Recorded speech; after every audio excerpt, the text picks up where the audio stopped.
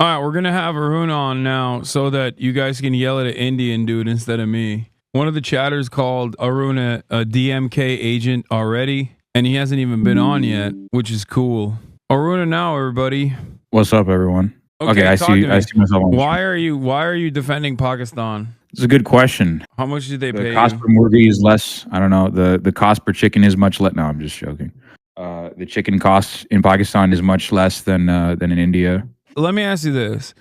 Do you feel like my analysis on the situation is crazy when I say like both of these nation states have their faults, have their own scandals, have their own corruption, have their own supremacist ideologies?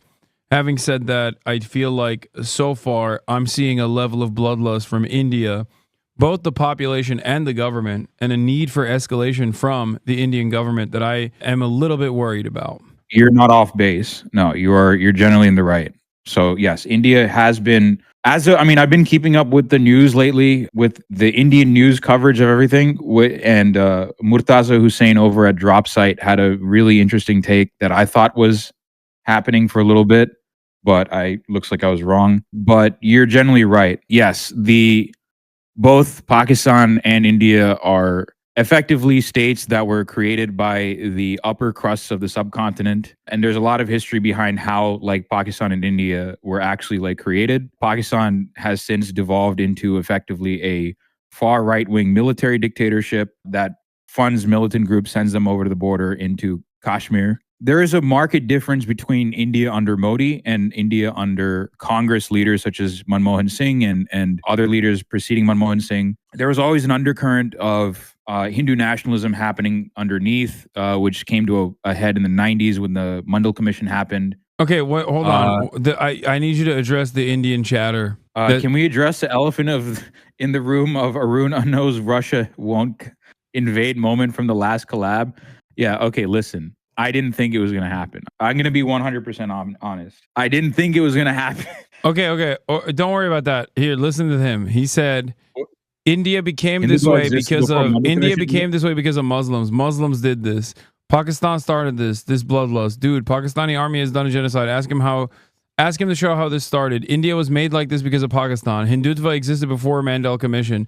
Hindutva started with Muslim League. Okay, he's right in that Hindutva existed before the Mandal Commission. What I'm the event that I'm referencing is the demolition of the Babri Masjid in the 90s that happened in the wake of the Mandal Commission. That's what I'm talking about. Going back to what I was saying earlier, what Hindutva is at its ultimate core, like if you've noticed, almost every leader, I think every leader of, the RSS, the Rashtriya Swayamsevak Sangh, has been Brahmins. They've always come from either some sort of upper caste or they're Brahmins. And why is that? And the reason is the way Hindutva or Hindu nationalism, they're the same thing. They're effectively the same thing. The way they operate and their modus operandi is by blurring the divisions, the caste antagonisms that exist within India to basically attack Muslims and Christians. RSS is caste extremist organization.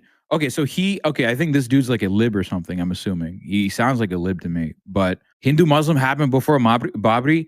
Let's talk about how India and Pakistan got partitioned a little bit. So you had one group of people called the Muslim League that was basically saying, hey, Muslims are going to be persecuted under a Hindu majority India. Now, that reasoning on its own is not incorrect, especially if you look at Modi right now. That's not an incorrect reasoning. But what was happening is that most of the Muslim League, if you actually look at the leadership of the Muslim League, especially Muhammad Ali Jinnah, right, who is the founder of Pakistan, they all came from basically upper caste Muslim backgrounds, upper class Muslim backgrounds. And there was a counter movement to the Muslim League at the time that was basically, no, what about 70 years of secular rule? Dude, I just said that earlier, boss. Boss, I said that, yes, everyone that was from the Congress party and up until Modi took power, and also Vajpayee took power. Vajpayee is BJP. Until those two guys took power, the Congress leaders are at least secular. They claim to be super secular, and they are considerably more secular than, yes, both the Hindu Mahasabha and the Muslim League were going and telling people to mark their religion as Hindu or Muslim. Now, the problem is both Hindus, the caste system in Hinduism is extreme, right? It's the worst in Hinduism. But the thing is, because caste is such an integral part of subcontinental society, it's penetrated every other religion. So Christians also practice caste. Christians also practice untouchability, and so do Muslims in the subcontinent. They also practice untouchability and caste as well. So there was a counter movement to this, to the Muslim League saying, "Hey, we are not represented by Muhammad Ali Jinnah." It's called the Momin Conference, and they basically went to Nehru, who was the head of the Indian National Congress at the time, and they basically said, "Hey, what Jinnah is doing is they're coming from elite backgrounds that don't represent us."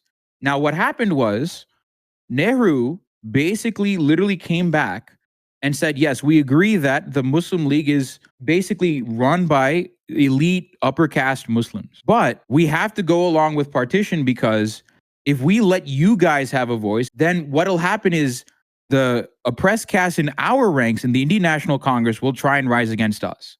So the only reason that partition happened, or Nehru actually agreed to partition mainly, was because it would actually reveal the caste antagonisms within this entire charade. And that's what I was trying to get at. We don't have to listen to this guy. No, I know. It's up to you. It's all up to. I mean, it's cathartic watching you yell at chatters. I mean, I do. I mean, this is what I do. Nehru brought Hindu code bill even after RSS opposition. Okay, dude. Whatever. All right. Anyway, go on with what you were going to talk about. So that's how partition actually kind of happened. So why are you hiding the truth that Pakistan is actually striking back extra hard and so much harder than India ever struck Pakistan? Oh yeah, totally, man. It's not like I've been saying in chat this entire time that Pakistan has been hitting Kashmir. This entire time they've been hitting Kashmiri villages in Jammu and villages in Indian-controlled Kashmir on the other side of the border. Yeah, totally, man. I'm so pro-Pakistan that I have genuinely backed the Baloch Yakjehti Committee, have criticized Pakistan for imprisoning Marang Baloch. I've also criticized Pakistan vehemently for literally selling weapons to Sri Lanka. They're also complicit in the Tamil genocide. Maybe not to the same extent India is, because India actually committed war crimes against the Tamils. But yeah, I'm totally pro-Pakistan. Totally, man. Yeah, I'm totally pro-Pakistan. I've never criticized Pakistan before. Absolutely. Also, the funny thing is, so when you had me last, right? You also had Pakistanis criticizing me. Pakistan cares about Kashmiris. Kashmir is actually the jugular of Pakistan. You don't understand. We are ideologically aligned with Kashmir. Yeah, totally, dude. That's why the Pakistani army just slaughtered 10 civilians across the line of control. Absolutely. Totally, man. Okay. In terms of attacks, where the attacks are landing, what the severity of said attacks are, regardless of Pakistan also striking across the line of control, it seems as though India is directly striking inside of Pakistan in a way where Pakistan, as far as I understand, and maybe I'm wrong, in a way that Pakistan has not returned the favor on. See, sorry, one more thing. Indian speaking on Pakistan, great. Well, you pissed off everybody. Pakistan Zindabad Andes weren't yelling at me. Now they're yelling at me too. Yeah. My life for Pakistan, chatters. You know this. Now you see the kind of brain rot that I have to deal with. No, regularly. It's awesome. I love it. It's like Balkan chatters. It's exactly like Balkan chatters. It's way worse than at least the Balkan chatters don't have a caste system. Like, it's ethnic conflict, it's religious conflict, and there's hundreds of years of history. But at least they don't have a caste structure on top of that. Oh, yeah. And also, like, Pakistan also has a caste structure. Every nation in the subcontinent has some sort of caste structure. Sri Lanka has it. India has it.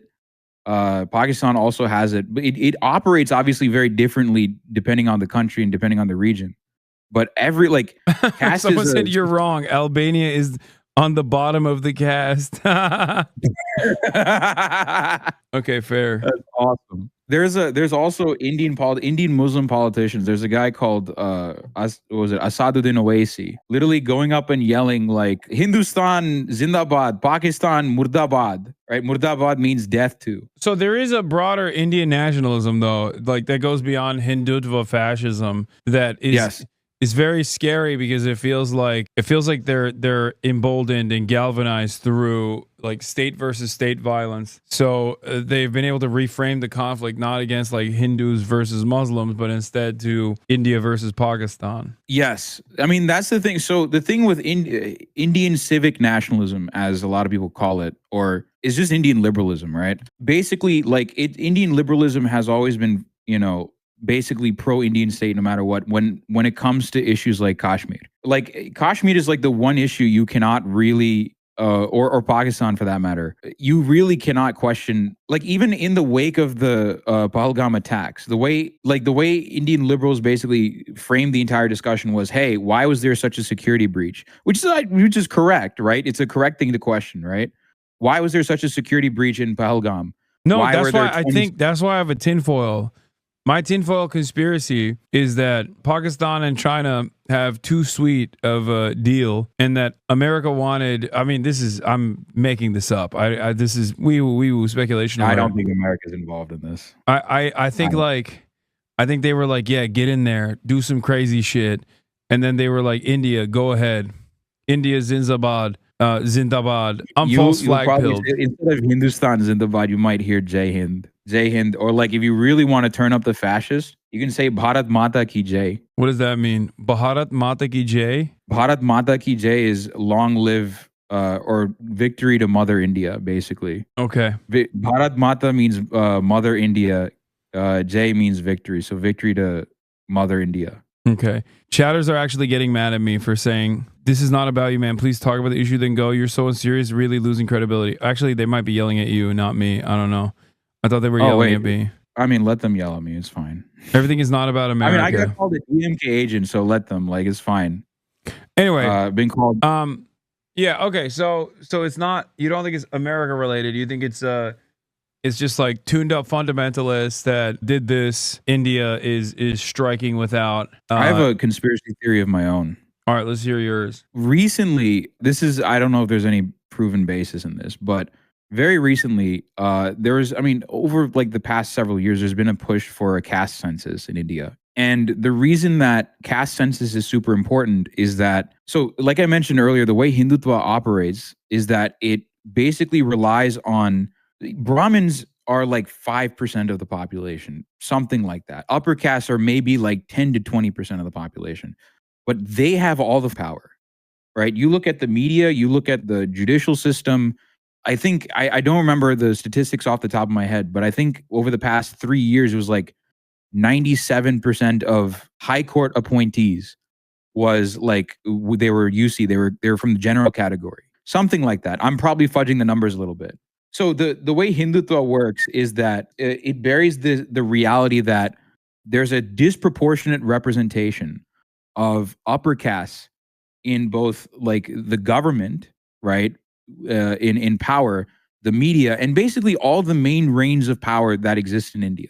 So that's the actual reality, right? And especially if you look under the British, right, and you look at the Madras presidency, Tamil Brahmins made up 3% of the population, but they held, depending on the occupation, anywhere from 50 to like 90% of the jobs. So it's always been a huge problem in India, and it's still a problem. Now, the thing is, Hindutva wants to completely bury this. They want to completely bury this reality because their goal is to eradicate Muslims and Christians and and communists as well. Those are the three groups of people it was Golwalkar or Savarkar said that need to be eliminated. But in order for them to do that, they need to create this idea of a unified Hindu, demographic that never existed, by the way. Hinduism was never a unified religion. What happened was when the British came, a lot of their advisors were Brahmins. And so the Brahmins basically told the British, hey, the books that we wrote, the Dharma Shastras and the Shastras, the Smrtis and all of that, this is what's called Hindu law, right? We're going to call this Hindu law. So in order to make the British administration of the subcontinent much easier, they basically lumped everyone that wasn't Muslim and that wasn't Christian as Hindus, right? And that also included Sikhs for a while, right? Now going back to this, so Hindutva wants to basically unify these very disparate groups of castes into one demographic called Hindus. And they want to weaponize this Hindu, demographic against Muslims, right? But this, broad coalition of like roughly 1 billion people relies on the majority of the population not understanding their caste position in society, right? There's an India Inc. video that I want to pull up. And these guys are, if you are learning about India politics, this is a must watch. This is an absolute must watch. You have to watch this. This is your first intro to the caste system. You actually have to watch this because this will give you how we got here in terms of like Hindutva. So basically the long story short is that they invent this idea of a Hindu majority, not the Hindu nationalists per se, but these Brahmins that were the advisors of the British, they invent this idea of a Hindu majority, and the Hindutva crowd wants to basically weaponize this against Muslims. Now, the fatal flaw in that is if everyone realizes, if most of the people in India realize that they're being f***ed over by the upper castes, that they're just being used by the upper castes. And one way of indicating that, one way of collecting data and showing that to the broader population is through the caste census, is through collecting caste data through the Indian census, right? Because that way, people are able, the government collects how much land, how much power, or what the representation of government jobs each and every single broad category of caste actually has.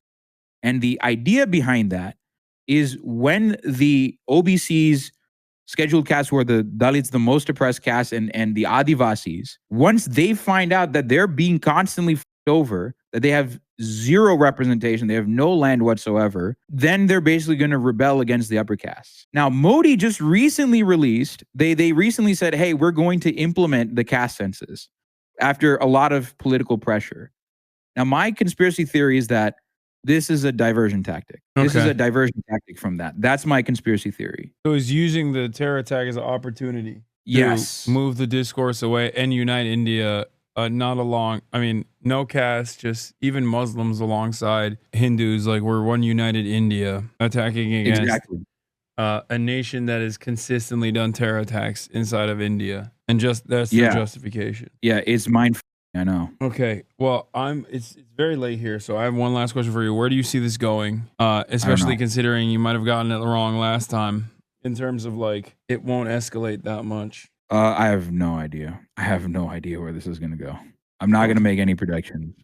Okay. So we need China to come in and quash the tensions. I don't know if China's going to help, considering they also have tensions with India. But yeah, they need to occupy Kashmir in its entirety. That's what I think. No, I'm just kidding. It's not.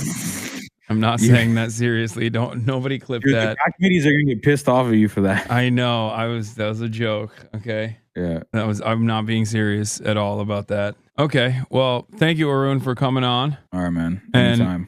And explaining your theories. Love to have you on as always. Mm-hmm. All right. I'm going to go to sleep now because I'm dying. It's 5 hours in and it's 1 a.m. here. Arun Annow, everybody. You can learn more about this stuff from him. Tamil Hasanabi. He used to be Indian Hasanabi. Now he's Tamil Hasanabi.